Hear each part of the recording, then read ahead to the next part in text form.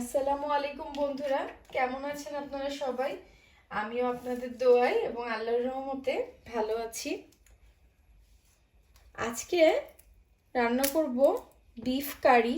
এর আগেও আমি আপনাদেরকে গরুর মাংস রান্না করে দেখিয়েছি, কিন্তু আজকের ভিডিওটা অনেক স্পেশাল। কারণ কিছুদিন আগে আমার ছেলের স্কুলে একটা কম্পিটিশন হয়েছিল। সব বাচ্চাদেরকে বলেছিল যে তোমার মায়ের সবচেয়ে পছন্দের একটা খাবারের রান্নার রেসিপি আমাদের সাথে শেয়ার করো। তা আমার ছেলে আমার গরুর মাংস রান্না নিয়ে লিখেছে।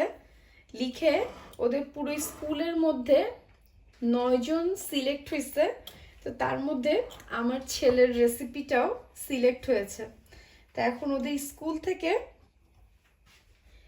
আমাকে রিকোয়েস্ট করছে যে আমার বিফ কারিটা রান্না করে নিয়ে যাওয়ার জন্য এই শুক্রবারে আমাদের যে কাউন্সিল আছে, কাউন্সিল থেকে 3-4 জন লোক আসবে। তারা আমার এই রান্নাটা টেস্ট করবে এবং এই রান্নার সাথে আমার ছেলের ছবি তুলবে। তুলে আমাদের এখান থেকে যে কাউন্সিলের থেকে একটা রেসিপি বুক বলে প্রতি বছর বই বের হয়, সেই বইয়ে আমার ছেলের ছবি আমার এই রান্নার সহ ছাপাবে। তো এই জন্যই আজকে রান্না করছি, আর ভাবলাম আপনাদের সাথেও এই রান্নার ভিডিওটা শেয়ার করি।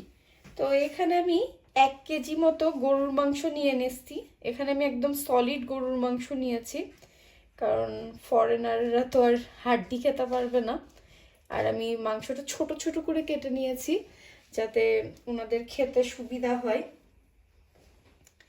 স্কুল থেকে আমাকে বলছে 1-2 জন খেতে পারবে, এই পরিমাণে রান্না করে নিয়ে গেলেই হবে। কিন্তু আমি একটু বেশি করে নিয়ে যাচ্ছি, যে যদি ওখানে আর যারা মিস থাকবে তারা যদি খায় একটু। তো এখানে প্রথমে আমি 1 কেজি মাংসের মধ্যে 2টা তেজপাতা, মিডিয়াম সাইজের 2টা দারচিনি, 3-4টা লবঙ্গ আর 4টা এলাচ দিয়ে দিলাম। তারপরে আমি দিব মরিচের গুঁড়া। বিদেশিরা তো বেশি ঝাল খেতে পারে না, তাই আমি মরিচের গুঁড়াটা খুব কম দিব। এখানে আমি 1.5 চা চামচ পরিমাণ মরিচের গুঁড়া দিব।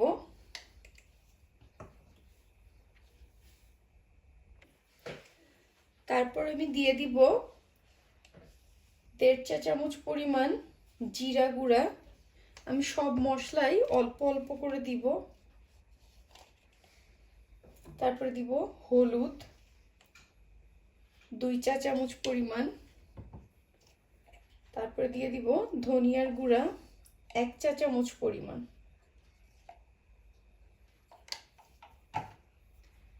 তারপরে দিয়ে দিব তেল। এখানে তেলটাও আমি কম দিব, মাত্র 2-3 টেবিল চামচ পরিমাণ তেল দিব।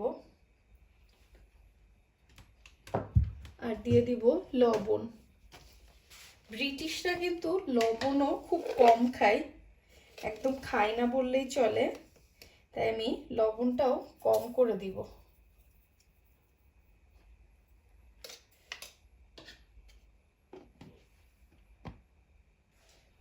এবার আমি দিয়ে দিব 1 টেবিল চামচ পরিমাণ রসুন বাটা আর 1 টেবিল চামচ পরিমাণ আদা বাটা।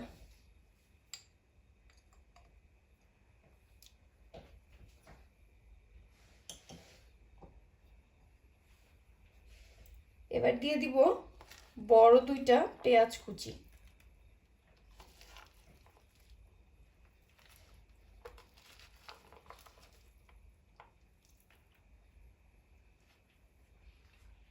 এবার আমি সব উপকরণগুলো মাংসের সাথে খুব ভালো করে মাখিয়ে নিব।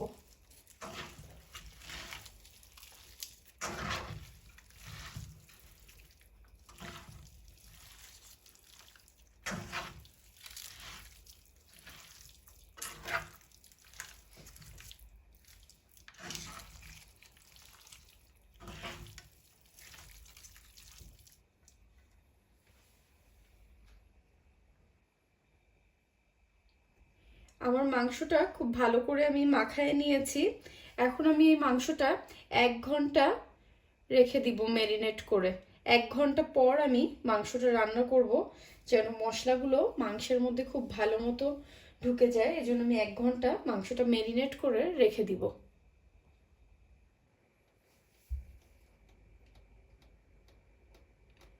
আমার মাংসটা 1 ঘন্টা ম্যারিনেট করে রেখেছিলাম।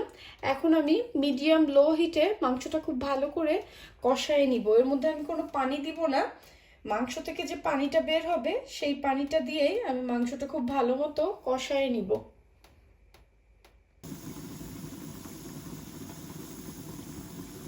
মাংসটা মাঝে মাঝে নেড়ে দিব, যেন নিচে মশলাটা পুড়ে না যায়। মাংস থেকে দেখছেন কত পানি বের হয়েছে? এই পানি দিয়েই আমার মাংসটা খুব সুন্দর মতো কষানো হয়ে যাবে, কোনো এক্সট্রা পানি দেওয়ার প্রয়োজন নেই।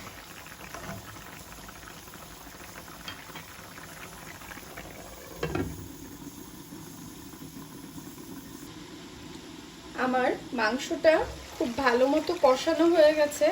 এর মধ্যে এখন আমি 1 কাপ পরিমাণ গরম পানি দিয়ে দিব।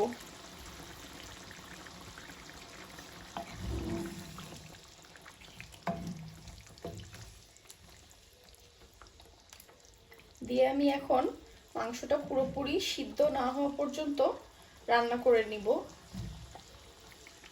মিডিয়াম হিটেই আমি রান্না করব।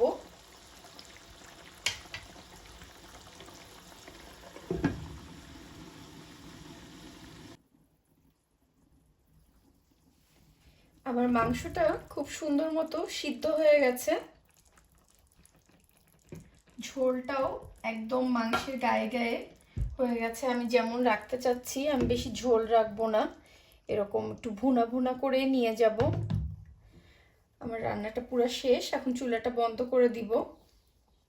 সবাই দোয়া করবেন যেন যাদের জন্য স্কুলের কাউন্সিল থেকে যারা আসবে টেস্ট করার জন্য, তাদের যেন মাংস রান্নাটা ভালো লাগে। আজ তাহলে এখানেই বিদায় নিচ্ছি। সবাই ভালো থাকবেন, আমাদের জন্য দোয়া করবেন। আল্লাহ হাফেজ।